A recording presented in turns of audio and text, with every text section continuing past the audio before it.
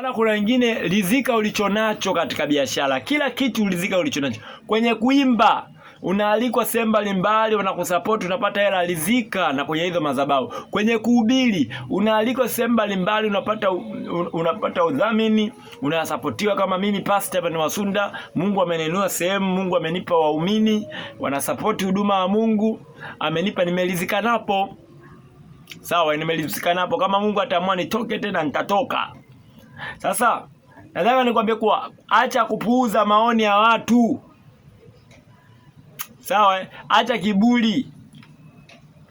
Ukishauriwa ipo hivi. Kuna washauri wengine ni wabaya, wapo kuua kipawa chako. Anakwambia ukitaka kutoboa rafiki yangu, nenda kwa mganga wa kienyeji, nenda kwa wachawi ukaabudu mizimu.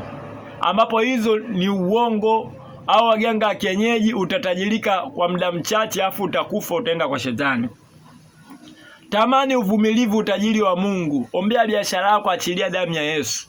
Kwa kuwa makini sana. Shauri wengine wanafanya biashara wenzako, wengine unakuta wanaweza kuwa ni wachawi. Wao wanaamini uchawi, wanaamini mizimu, na ndio maana biashara zao wanafanikiwa. Lakini wewe ukimwamini Yesu, biashara yako itasonga mbele. Ukimwamini Yesu, kipaji chako, iwe cha kuimba, iwe cha ufundi, kipaji chako chochote, ukisimama na Yesu, Mungu atakiinua juu zaidi.